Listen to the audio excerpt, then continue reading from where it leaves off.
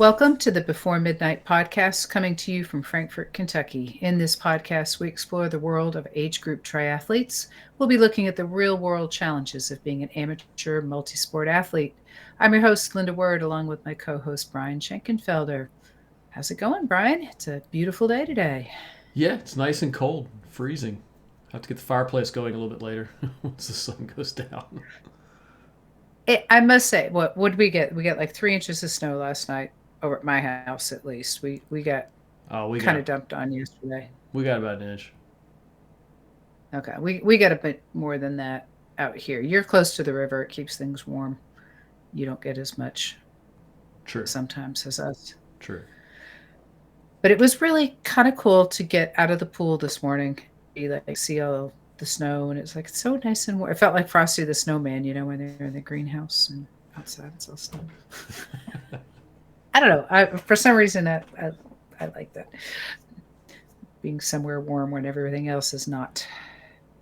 The pool deck is nice when it's cold outside because you can sit there in t-shirt and be warm and not freezing to death. Mm-hmm. It's kind of like the little, I don't know, what is it you keep reptiles in? What are they called? A terrarium? A terrarium? Yeah, it's like a little terrarium. Terrarium? All I need is like a Greenhouse. rock that I can just sit on.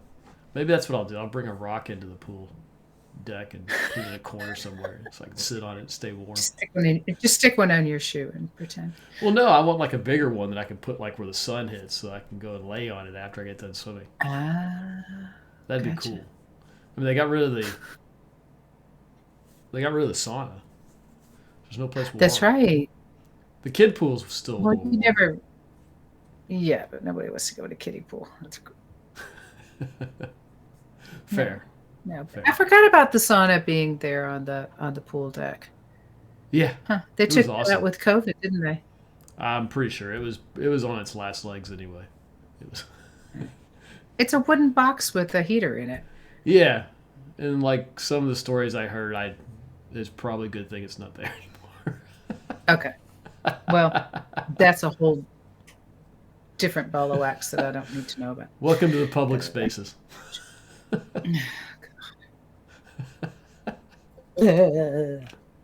Gross. Anyway, so how was your week? I want to hear about reffing the college girls. Yeah, I had a very long weekend. I was not ready for that level of activity.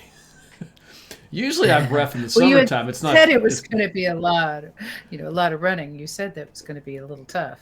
It is a lot of running. It's a lot of walking. It was more than I thought it would be. I just forgot what I was getting into to some extent. Training is still fairly light for me, and here we go. I had 3 games Friday night, 4 games Saturday, and then 2 games on Sunday. The fields are full-sided fields. Usually I'm reffing the younger kids, which are smaller fields. The younger kids' games are like 30 minutes. These are 30-minute halves. These are 40-minute halves. So you got bigger field, 120 minutes of game time. It ends up being quite a bit. As a center ref, haven't trained for that. No, as a center ref, it logged in about between 3.5 and 4 miles. As the assistant, it was about 2.5. And I was center 3 times and AR 4. Is that right? Yeah, I did 7 games. You start doing the math on that. That's 10 miles of center and about 10 miles as an AR. So 20 miles over the weekend. When your normal training run is what, 2? Yeah, I do about 5K 3 times a week. I've been riding my bike some, but that's just things are just now beginning to ramp up on the training side. I was not prepared for that much activity. Oh, but the tournament itself was good. I mean, these ladies were pretty skilled. I was as an AR like at halftime. It's a college showcase, so there's a number of college coaches sitting there watching the games. I'm assuming they probably knew who they were there to kind of watch, and because I'm sure they've seen their film and they're just kind of like going over their notes on certain players. I was asking them like, well, okay, so a tournament like this, these are pretty good teams, pretty skilled teams here. How many of these girls will probably play college? And they're like, well, it depends. Like, how many of them actually want to play college?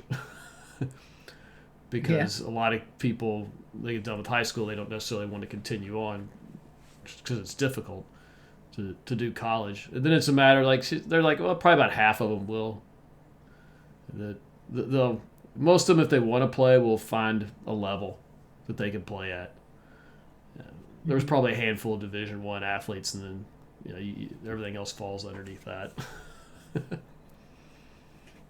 But there were some pretty good athletes there. There had to be a number of Division I level talent there, but most of it's like Division II, Division III talent. Which, I mean, if you want to play college soccer, it's the way to do it, I guess. I don't know that much about it. I just know that it was going to be a different atmosphere for you, for sure. Yeah, they were. I don't do a lot of the older kids. It was the girls. They do a lot of pushing and shoving, and they foul differently than boys do. But fortunately, most of my games were pretty good. I only had one game that was fairly rough, but both teams were rough, and no one was complaining, so we just kind of rolled with it. But it was half the games were blowouts, and half the games were one or two games were good, and then like my wife and son, they came to one of the games just to kind of see, and that was like a 0-0 tie. It was the worst game I did though. I reffed the whole weekend. Like, of course, that's the one that they show up to. Yeah, the teams weren't as good. I mean, there's just a lot of that was like the worst game I did. But, yeah, that's the way it goes sometimes. That might have been the game though that the parents started getting a little snippy. It wasn't at me, it was at the ARs. They like, oh, that was offsides, or that was, it should have been throw in the other way, and they started kind of getting a little mouthy. And I'm like, okay, this is more annoying than anything else. Let me see if I can threaten them to be quiet. And I was like, parents, come on. If you want to watch the game from your car, or I was like, quiet down, or you're gonna be watching the game from your car, the rest of the game from your car. And that kind of did it. I mean, I wasn't gonna kick them out; they weren't that bad, but I thought I'd at least try to quiet them, and that worked. The whole you may have to watch the rest of the game from your car. That works pretty well. Because in a tournament, you can kick parents out if they're if they say stuff. Usually, it's got to be pretty bad. Continue on, but they just were kind of getting mouthy, and it was just. I find it more annoying than anything else. Yeah, but I almost had to do that once when I was coaching cross country, and it was like that. I had a parent that yelled at another parent that was just completely uncalled for. And it's like, yeah, you do that again, you're not going to be invited back. You'll be dropping off your child and leaving. Sorry, you won't be allowed on the grounds. And she got the picture. Yeah. Oh yeah.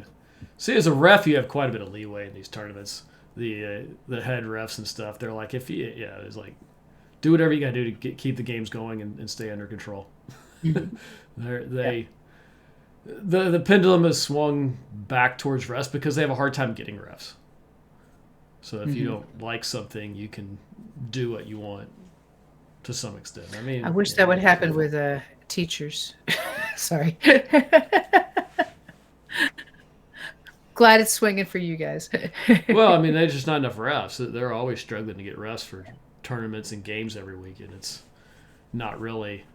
It's more of a self-preservation thing than anything else. And they spend a lot of time telling parents, hey, don't yell at the refs. We have a hard time getting them. I think that's a big reason it's been pretty good. I've not had too many games where parents get too mad. And usually I don't care. Like I said, if it starts just continuing on and continue chirping, I'll usually say something to see if I can get them to quiet down. If it disrupts the game, then no. I mean, it's not disrupting the game. It's just annoying. Come on, ref, that was terrible. That should have been the other way. What are you looking at? There's only so much of that you can hear in the background before you're like, come on, man. Yeah. I have a different view. I'm looking for different things than you are. Come on. I mean, right. Like, well, that's a foul. Come on, he's pushing or shoving. You get parents yelling stuff like that. It's like I said, it's more annoying than anything else. I don't really care. It's just after a Yeah. while, you're like, come on. I'm like, really, Yeah. really. Well, glad it happened infrequently for you last weekend. That's Yeah, yeah. And then like the next weekend, I got the boys. That's going to be a whole new ball of wax because that's going to be faster and rougher probably. Is it high school boys? It's a college showcase. It's the same thing for the boys. Okay. Yeah. So these are like elite Okay. boys teams. I suspect a lot of pushing and some clumsy or some devious fouling. We may have cards coming out next week. I didn't do any cards this week, but I have a feeling next week could get a little chippy. The boys tend, like I said, the boys tend to be a lot rougher. They tend to Hmm. they tend to go for it a little more and are more likely to hurt somebody. Just the nature of the beast. Yeah. Well, good luck to you. At least it's not. You're not reffing any this weekend in the snow. Are all those games inside? No, they're all outside. They're on the turf fields in Lou City. So at least they're on turf, so you don't get muddy. But it's big That's fields. good. Yeah, I'm hoping Yeah. the next weekend won't be as cold again, like it's this weekend. Because that was one of the problems. Is cold is keeping your hands warm and staying warm. Because you get halftime's 5 minutes, and that starts from the end of the half till you get kick off again, which is about 2 or 3 minutes of rest between halves, and then between games you have like 10 or 15 minutes. It's crazy. It's just like go. There is no stop. Yeah. There's no stop. Only go. Yes. Wow. So staying warm becomes kind of a challenge sometimes. You don't have a lot of time to like layer up if you have to. Hmm. Well, you're moving, so that That's true. helps. That is true. Most games you're moving. Yeah. I mean, if you're standing still that whole time, oh no. No. Yeah, I don't know how That's to. when I would say, please send me to the car. Well, that's the challenge of being a parent at these things. When it's spring and it's cold Yeah. as heck, is sitting there on the sideline and watching in the freezing cold. Yeah. Well, and that's coming up for you as well too, right? Oh yeah, season starts kicking off at like my son. He's in two leagues: KPL, Kentucky Premier League, and KSSL. KSSL didn't kick off to March 15th, but the KPL is already starting, so we'll start games on that road soon.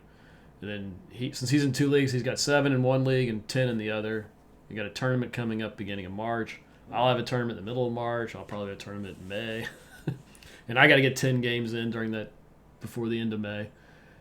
So it's 27 games total in 3 tournaments. I won't get all my son's games in though, but I'll make a good chunk Yeah. of them. It's Yeah. going to be, but So every that's weekend's gonna going to be be. hard.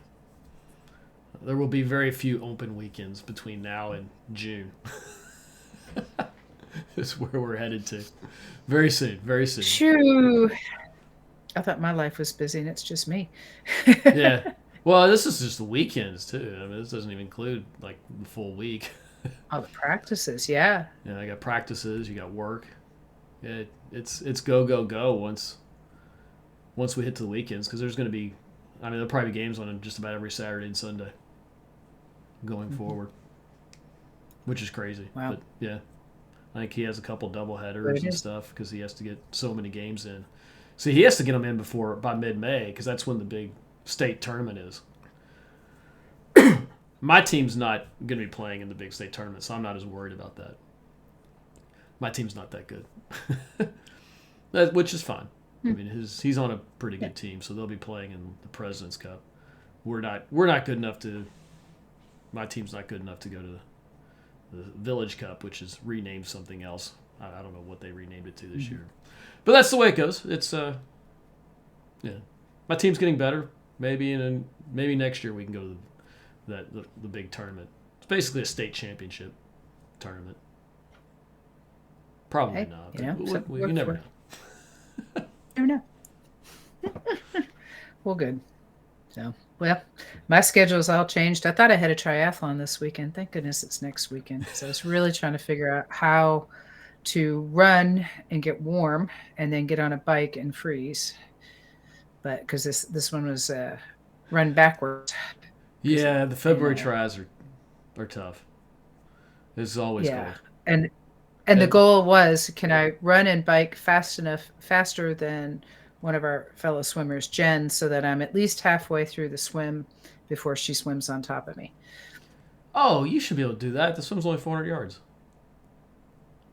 Well, I know, but I've got to be able to run fast. It's and I am a faster runner than her. Thank goodness. I mean, you only got to be about 2 or 3 minutes ahead of her, and she won't catch you in Yeah, the pool. I mean, the best she's gonna yeah. do is I like mean, around 6 minutes. I mean, she might be under 6 minutes, but that's about the time she's gonna do. So you just have to be. What are you looking at? Eight to nine.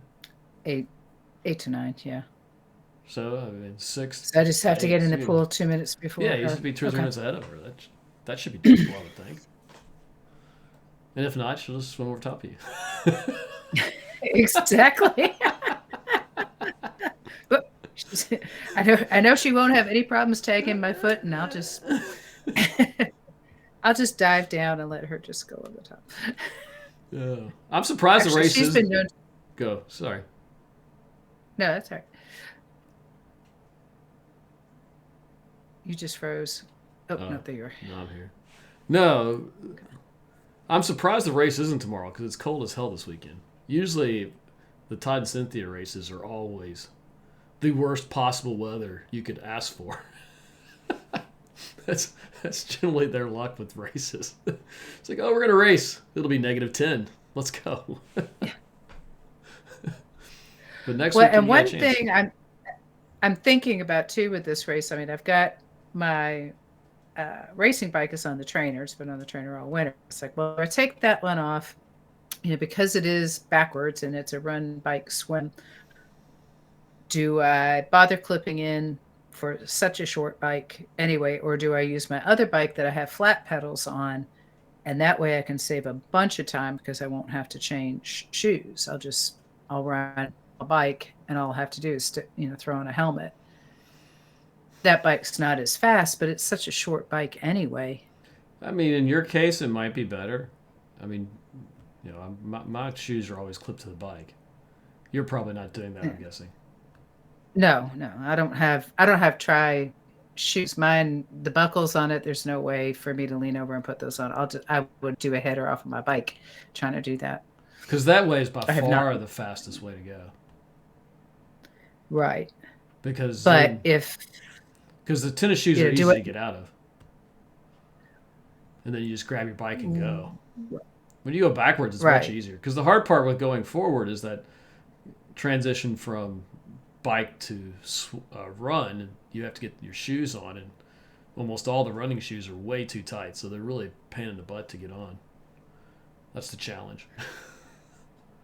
So this way, This way, you shoes are come off. lace Yeah, tied, yeah, and then I just hop on the bike. I don't have to yeah. change shoes, and I can peel off I can just step on the back of my shoes and get them off, which I normally Yeah. wouldn't do to my nice running shoes, but in a race, sure I will. Well, I mean but that's what I would do anyway. But I would do it after the run, and then jump on the bike, and then slide into my shoes when you're biking. Another reason I don't like winter. God, that'd be cold. I do have the toe caps for the shoes, but still, it's cold. Yeah, I mean, I would keep socks on, but yeah. well, that's the other thing, because it's backwards, I'll have socks on. Mm-hmm. So at least I have that. So I'll start off pretty warm. I'm going to get hot running. Luckily, it's only a 3K, You and I won't don't get have that to hot in deal with the 3K. hill. You won't get that hot in 3K. That's not very far. Yeah. I mean, that's what, a 15-minute run at the most? Yeah. 14, 15. Yeah. Depends on how well I do. So, but I was very relieved to hear that it was not tomorrow. And I haven't signed up for it yet, obviously. I was like, okay, maybe I got a hope of it being above 30 next weekend. Well, now that I know the race is going on, I'm gonna have to start thinking about, okay, maybe I need to buy some additional cold gear for the tournament next week, because it's probably gonna be like record lows because they're doing a race that weekend. Because it's going to be a race. Yeah, I mean, come on, that's the way that always works. Oh, it should be Oh fun. yeah. Yes, and I'm sad my work schedule's changed. I only get to swim once a week now. I'm so sad. Oh yeah. But That's disappointing. I know it's either that or I'm going to start getting up at 3 a.m. to get to the pool and be in the water at 5:15, Yeah. and then get out by 6 and go straight to work and get there by 7:15. Oh my God. Yes, the life of a age group triathlete that has a job. Well, a job that requires you to be there at a certain time. Yes. Because generally, I Yes. mean, if I was an IT job, is whenever you show up's whenever you show up. It doesn't really matter as long as you're doing the work. But you're required to be there at a certain time. Yeah, That's that's the difference. correct. Correct. Hey, I get my strength training in lifting those little kids out of cars. So That is true. That is true. You need to graduate to the older kids. They can get themselves out of the car. we're trying to train some of these preschoolers, but unfortunately, some of them are just so little, and their backpacks are so big they just go splat. So Oh, that's true. That's true. the backpack weighs more than the kid. It's very. And alrighty, well, let's move on. We have been talking about your book, Yes. Rethinking Triathlon, available on Amazon. Just look up Schenkenfelder and you will find it, because there's Not a lot of nobody else with that Schenkenfelders. name. Yeah. Not a lot of Not Schenkenfelders that for sure. authors of triathlete books, but um, we talked a lot last week. We went through a big chunk of your book last week, Yeah, we were talking and about really the. on the Go ahead. really about base period and swimming form. I'm still so impressed at how well you described how to teach somebody how to swim. Well, thank I'm you. really glad though that you did not try to write out how to teach somebody to balance on a bike, because you and I have done that with an adult personally, and it was challenging. She did Yeah. succeed, but Yeah. to try to put that into words is Well, the challenge with adults is it runs into the same types of problems you have with swimming in that one you've if you haven't done it you're trying to learn a skill that's foreign, and then number two, as an adult you are much more likely to be fearful of the results of having poor balance on a bike. Which kids they fall well, and they get up a lot easier than adults. I mean, see, not knowing how to swim, at least if you have an instructor there and you can't do it, you're still safe. I mean, unless you go off and try to do it and jump in the deep end and drown on your own. Or you jump in That's just open not, water right away. yeah, either one is not I mean, it's thinking very safer well. in that, yeah, you're not going to like generally fall down and hurt yourself. You're not going to get hurt. Yeah, you But it's shouldn't. still you're learning a skill that you're not familiar with. Balancing on a bike is a unique skill. It's easier to do as a kid as than an adult. And like I said, with adults you have the addition of fear that you don't have. Yeah. The kids generally don't have as much of. I mean, kids are scared, but they fall and they get right back up. Adults not Well, always when so I think easily. about fear, when you fall off a bike, there is a very good chance that it's going to hurt. Yes. Like I said, you're older, you're Whereas, wiser, you know what's coming. Kids are like, let's go. whee, Yeah, exactly. bounce back up. Yeah, yeah. And the No, kids don't so fall as far. no, Yeah. lower center of gravity. Yes. So, but I think with that adult, we almost took the pedals off. I think we did at Yeah, I one think we point. did. Didn't we do like a? I think we took the pedals off and did more of like the balance bike they use for kids. That way you could Mm-hmm. get your feet down on the ground, and it was more about just learning the balance on like a downslope. That way you had some speed, because that's one of the other challenges. Is you gotta. It's much easier to balance on a bike when you're going faster than it is when you're going slow. So that's the other side of it. Is like, okay, I got to go fast to have balance, and then, like I said, fear is always the challenge there. They don't want to go fast because they're afraid they're going to fall. They go too slow, they're going to fall because they're not going fast enough. Because That's to keep the balance. balancing on a slow bike is much more difficult. I spend a lot of time working on that, especially when I'm in the bike shop. But yeah, Yeah. it's considerably harder. Yeah. You got very good at it at the bike shop. I did get pretty good. I'm still not good enough to really do a long, like track stand, like start, where you're just kind of standing still. I can do it for probably 4 or 5 seconds, but I can't do it for an extended period of time, which is really handy if you're road biking and there's a lot of lights. If you don't have to unclip and can just hang out there, that's a heck of a nice skill to Yeah. have. I did a ride in Louisville last year with a group, and I was like, "Oh my god!" I mean, by the time I got clipped in, I had to clip out because there was another light, Another light. and I was like, "Okay." And then I was like, I need the mountain bike clips. Now I understand why some clips are two-sided. Doesn't matter which side of the pedal you hit, but mine, it does. And it was like by the time I would get that foot clipped in, we'd be at another light. And I was like, Yeah, oh my God, why that's did I bother? because road doesn't have the clip in and clip out that something like mountain biking does. That's why you have different styles of pedals for that. Yeah.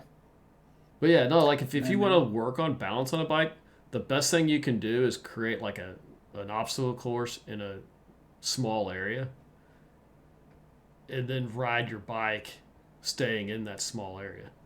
Like for me, it was the bike shop, avoiding all the displays and stuff as I kind of rode around in a small circle that you work on your balance because that'll teach you to turn. I mean, that'll teach a lot of balance skills.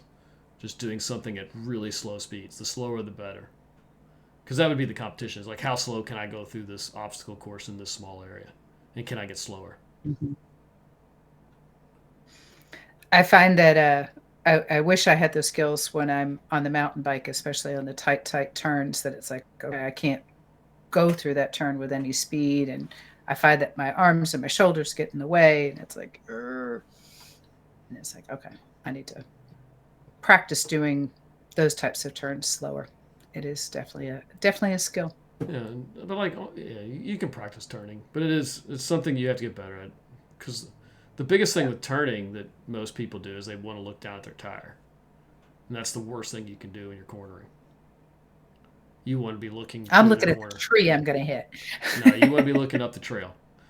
And you want to lean your bike into it because it slows down. The further you can look up and down the path, the slower things are. When you're looking straight down, everything's coming at you much faster.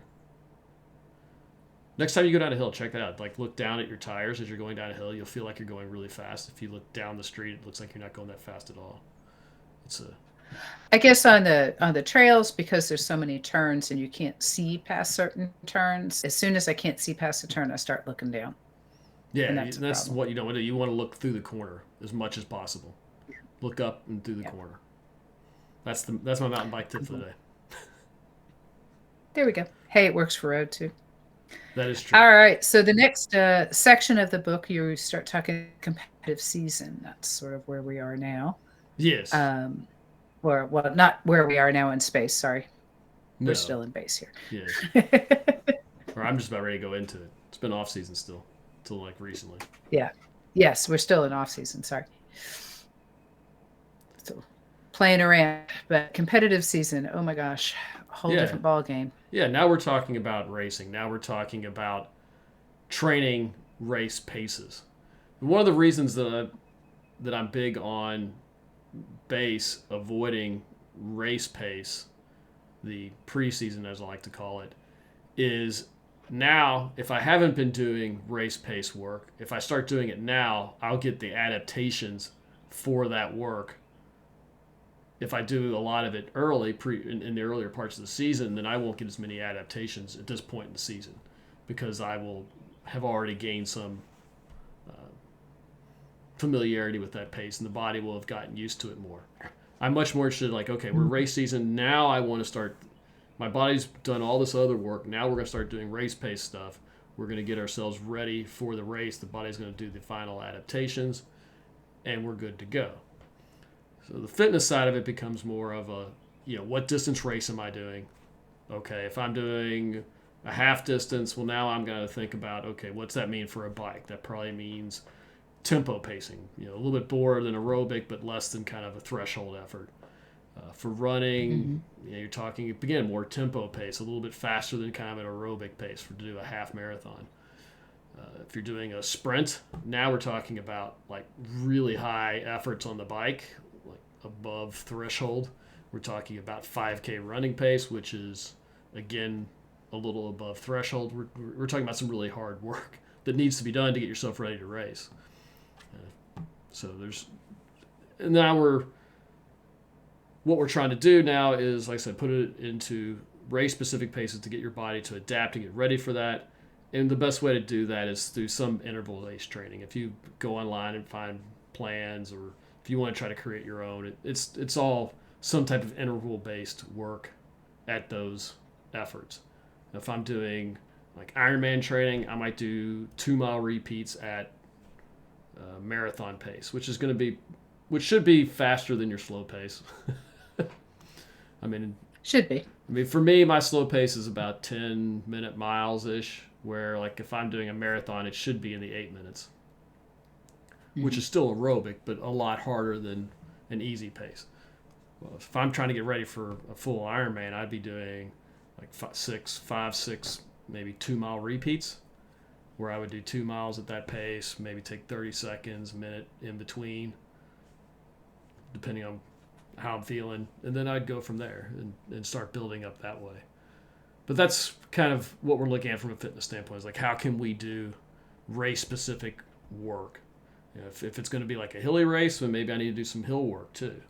So there's some different elements involved, but yeah, we're focused on our primary race for the year and what we need to do to be Mm-hmm. successful in that race from a fitness standpoint. Is this the time, like it for the swim, where you would, if it's going to be an open water swim starting, or should you have already done that, get familiar with whatever kind of conditions you're going to be swimming in? Yeah, open water swimming is generally done kind of in the summer. We're kind of going under the assumption that you're going to be racing in the summertime, mainly because most of these races have an open water swimming element. Unless you're doing a sprint, you probably have some type of open water event, because that's the only way you can swim 1,500 meters or 2 miles is to have an open water. Right. That's really hard to pull off in a pool. So you got to be thinking about open water. Now we're coming out of the base, which I mean I guess you could do some open water at the end when you get in kind of that maybe May June, once it starts warming up. If you have a wetsuit, it's like, okay, I need to be able to get in the water. I need to make sure I'm comfortable in the water. Especially if you've not done open water swimming, you need to test the water to see if you're comfortable, because it's not a pool. You got no lines. No. You can't see more than 2 feet in front of your face. Some people panic in that condition. I've seen one or two people that were decent swimmers who just kind of like it freaked them out. They didn't really care for it that much. So it's important that if you've not done open water, that you get in open water and just swim in it and kind of get comfortable in it, especially as you start getting like away from shore and you're out in the middle of the water. Make sure that doesn't, you Mm-hmm. don't panic in that situation. Make sure you also have Mm-hmm. someone with a kayak in case you do. Safety first when we do open water. But this is the Mm-hmm. type of the time of the year where if I'm going to go out and do some open water swimming, we're looking at mostly working on our breathing patterns and sighting, because sighting is the most important thing we're going to do in a triathlon that's different from a pool. The swim stroke itself is pool and open water; they're going to be the same, but in a pool we got a black line at the bottom we follow. Out in the open water, again, you can't see 2 feet in front of your face unless you're really in a nice clear body of water that you can see the bottom, which doesn't happen very often, at least in middle America. um, I think the only place that we've done that where you could see the bottom is in Indianapolis, and we were in a canal. the canal is only like 5 feet deep, yeah. Yep. Maybe Yep. not even that deep, maybe 4 feet deep. I don't even know if I would consider that an open water. Probably not. So you got to work on things like sighting, and the book talks about different strategies for sighting. The big thing from a training standpoint would be pick a spot in the distance and swim without sighting for a little while. See what your direction looks like at the end. If I take 50 strokes without sighting, Am I still going in the right direction? Or am I going to the left? Am I going to the right? How much am I going to the left and the right? This allows you to begin to think about, how do I need to balance out? How often do I need to sight? Is there something I can do with my stroke to maybe balance it out? Maybe breathe one side more than the other? There's some different things you can do to help balance that out so you swim straight. That's the big thing with open water practice is one, am I getting comfortable in the water? And two is, can I swim straight? The book also talks about drafting. The reality of drafting is, unless you're a high level swimmer, I wouldn't worry about it. If I'm in the back of the pack, I probably don't want to follow the person in front of me anyway, because they're probably not swimming straight. Been there, done that. Oops, why was I behind them? Yeah, behind them, following them, and we're off on the side somewhere now because they can't. Either they don't know how to sight or something else, and they're just all over the place. Yeah, drafting is for been there, done that. The front end of the swimmers, the ones who can swim straight and have done it for a while. They're usually pretty good swimmers. You don't get a ton of that on the back of the pack, otherwise they'd be up near the front. But yeah, we talk about drafting. They got in the water late. The other thing that my book does is it doesn't really talk about technique of running and biking and swimming. That's more of the preseason. Here we're talking about race specific stuff. We're talking about, how do we go about transitionings? What are the steps I need to be able to do to transition? How do I need to set up my gear? How do I need to practice transitioning? Because there's elements of practice that go into transition. We were talking about earlier, is like, shoes are really tight. It's worthwhile to practice putting on your shoes. If you're going to run barefoot, it's worthwhile to do it barefoot. If you're going to be putting on a sock or something, which I've kind of had to do because I've run into way too many blisters here with shoes here recently. Can you get socks on and shoes on quickly? If I'm going to be getting on a bike, how am I going to do that? A lot of people, especially who are newer, they're going to put their shoes on and run through transition with their bike, clippity cloppity clop. I feel like Monty Python when you go to a triathlon. It's like, they have the coconuts together. Bash the coconuts that would together. Be me. Clump, clump, clump, clump, clump, clump. Yeah, no, that's if you're going to do that, then you probably want to practice running with your cleats, because they're very slippery, especially on stone, especially wet pavement, which is what you're going to get in a transition area. And then practice clipping in and going off. If you're wanting to get better, how do I go about keeping my shoes clipped on so that I can go out, run out, get on my bike barefoot and not have to put on shoes? I'll slip into my shoes while I'm riding so that I'm actually going from point A to point B already, instead of wasting my time putting on shoes. The other nice thing about having your feet clipped in or having your shoes already clipped in is that I can run faster with my bike. Not only am I going down the road while putting on shoes while the other person's putting on their shoes standing still, the time it takes for me to run from my transition spot to the bike mount line is going to be significantly faster than the person with the clippity-cloppity shoes.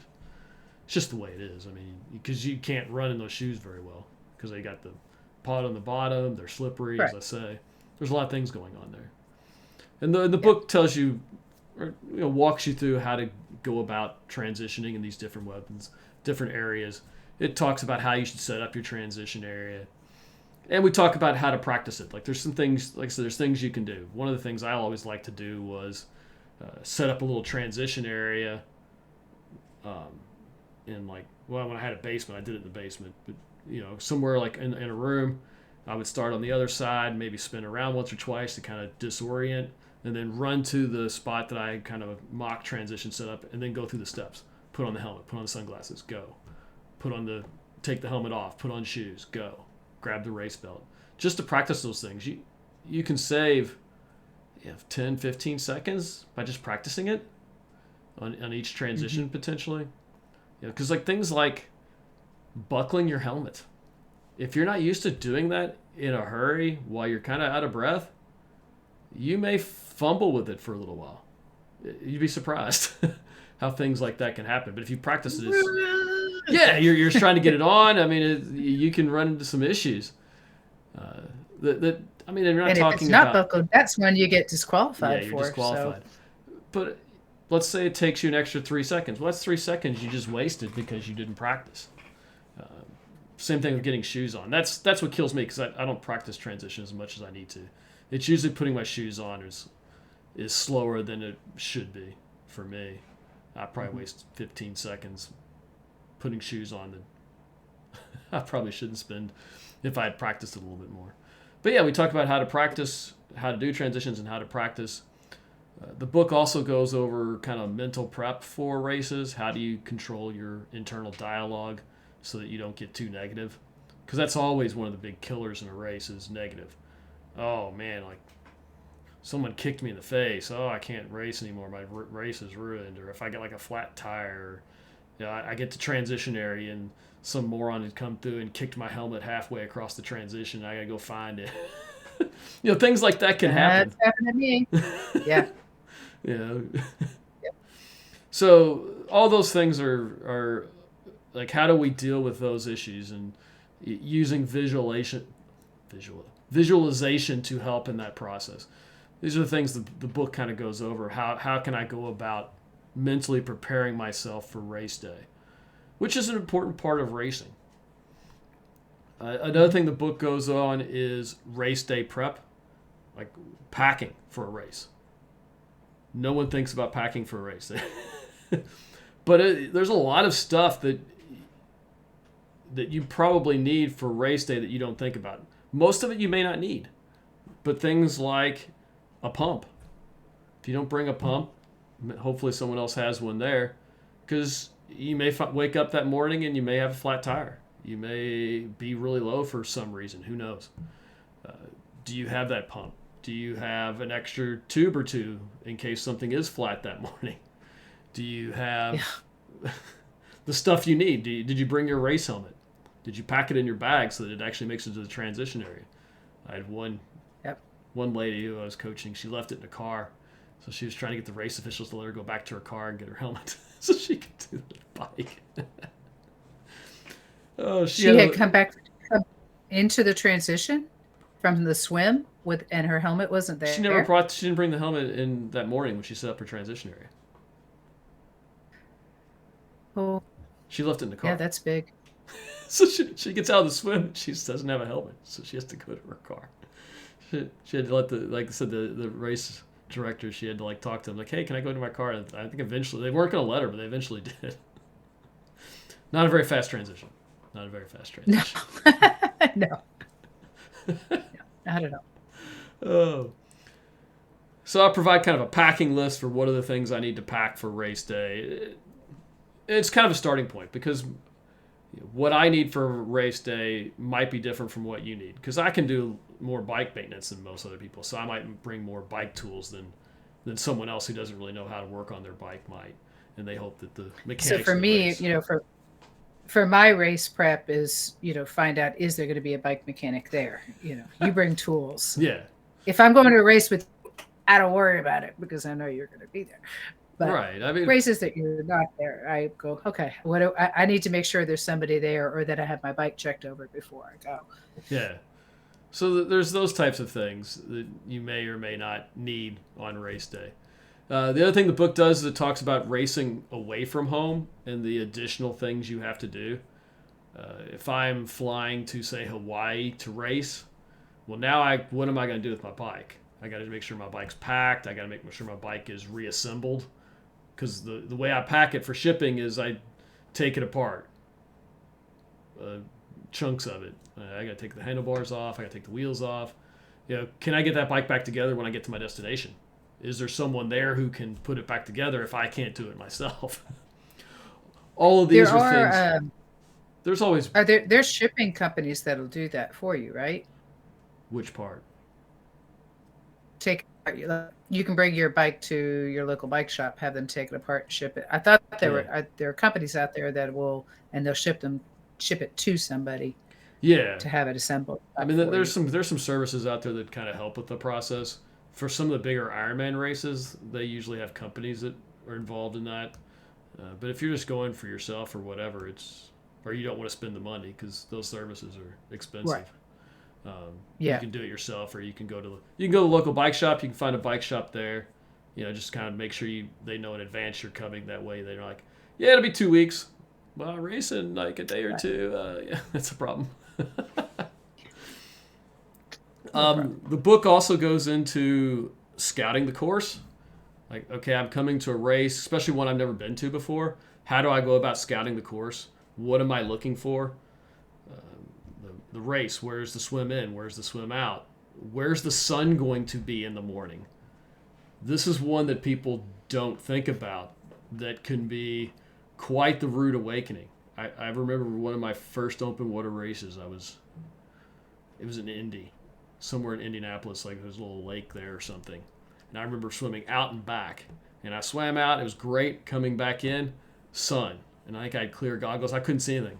I didn't know where I was going. I didn't know what I was seeing. I was kind of looking for people and trying to go in that direction. My wife thought I drowned. I was going so long on that swim. I had no idea where I was out there. I couldn't see a daggone thing. So knowing where the sun is going to be is an important part of the day. That's part of the weather. Like, okay, so if it's going to be sunny, where is that going to be?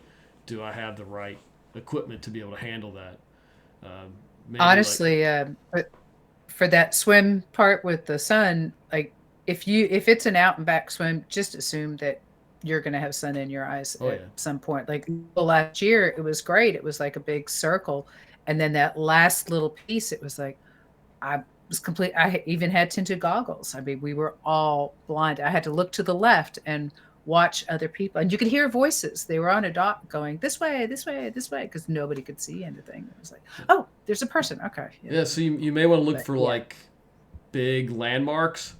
Like I've been to races where there might be a tall building, there might be a water tower that you can use to sight in case the sun's bright, you mm-hmm. can't see the buoys. So there's like things like that you have to do. How do you go about checking out the bike course? What are you looking for on a bike course? What are you looking for on a run? The different techniques we might want to think about when we're scouting a course, because it's good to know your course before you race it, especially the bike, because you never know when there's like weird turns or there's really bad road. It's good to know about that in advance. The Yes, run's a little bit easier. The run's pretty straightforward generally. Um, the book then also talks about like the night before the race. What do you need to get packed?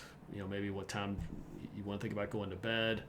And then there's the strategies for race day. Like, what are you going to do in the morning? What are you going to eat? What are you going to drink? What are you going to, are you packed up? How are you going to be packed? How are you going to set up your transition? What time do you want to get there?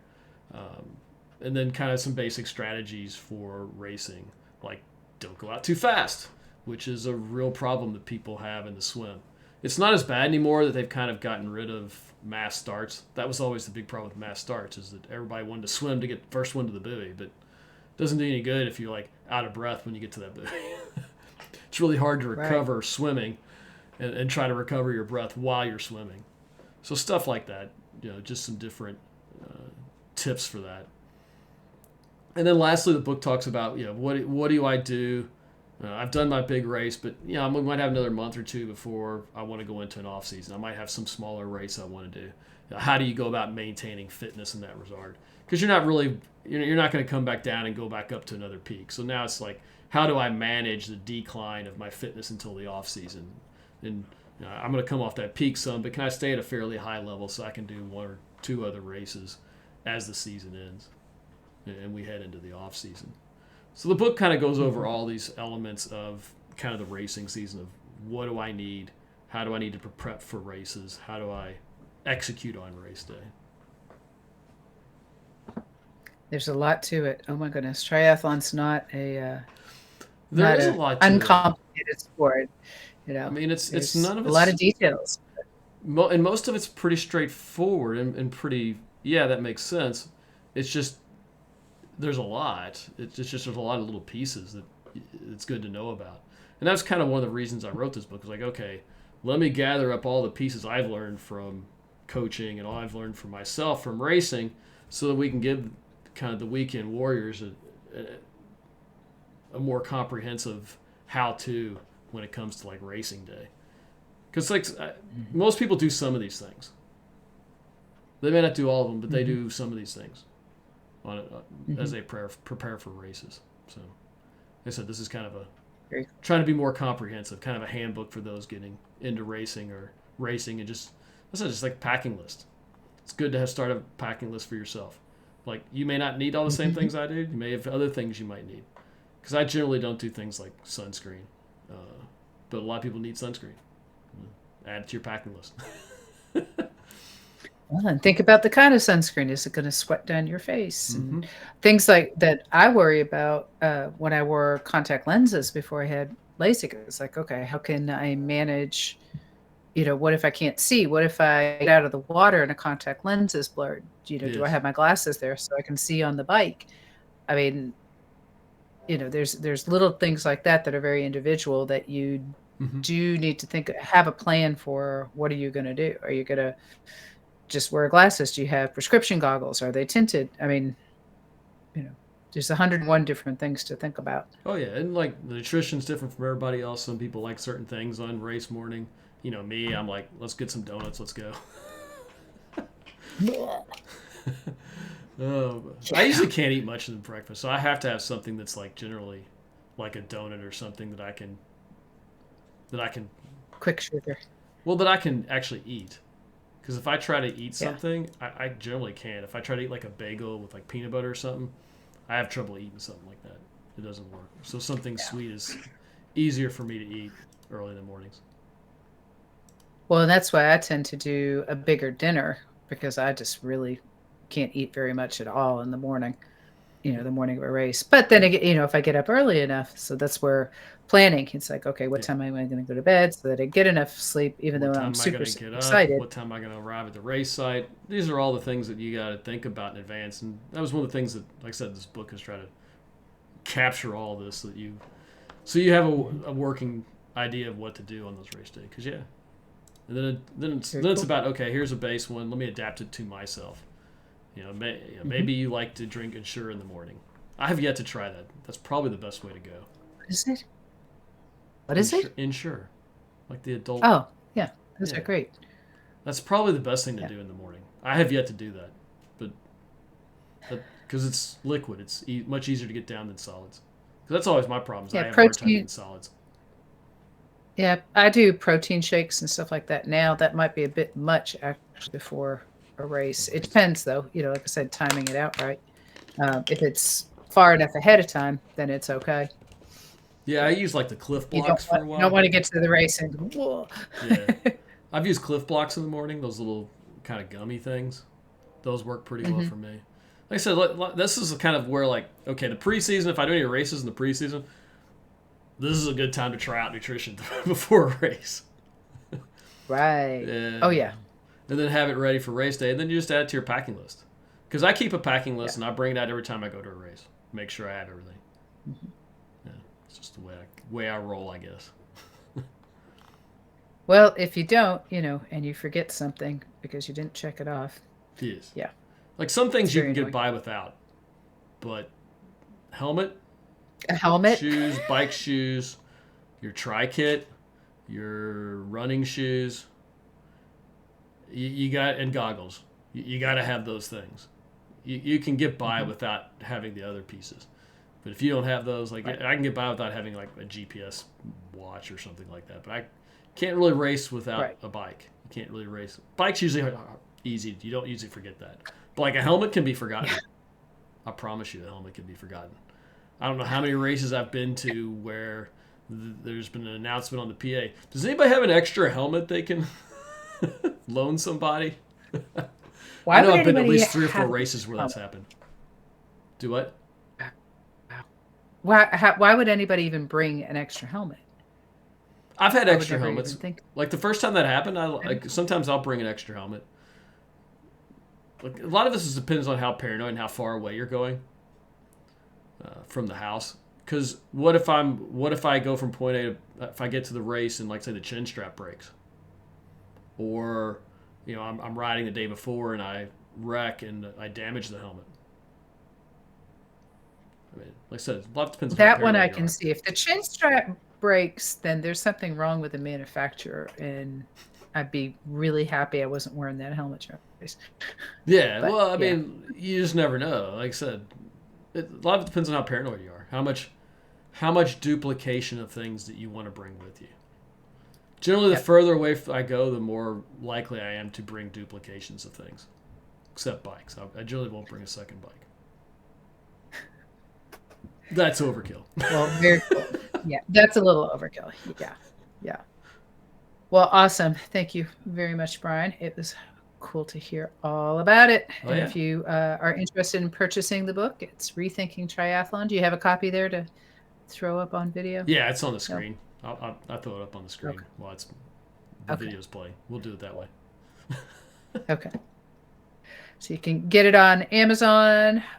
If you're looking for a coach too, we are in the off season right now, but things are going to be gearing up quickly. Check us out at go3sport.com, and we'd be happy to talk with you and help you out. Get going. If you've enjoyed this episode, tell a friend about us. It's always good to spread the word for our podcast. So if you're getting something from it, your friends probably would too. So let them know about us. And if you haven't already, subscribe so you can get future content, notified when there's future content coming out. We've been pretty consistent. We've done every week. I'm very proud of us, Brian. Well, we did do like 190 before we started up again. So it's not like we don't have a history of like never being consistent. But we're rolling again. Hopefully we'll continue to roll even as soccer season rolls through. That's going to be a challenge. But fingers crossed, yeah. We'll be doing some remote podcasts of Brian running up and down a soccer field and recording a podcast. There we go. Got 10 minutes? All right, here we go. We're good. Anyway, well, we hope you all have a wonderful week, and we'll talk to you next time. Have a good one.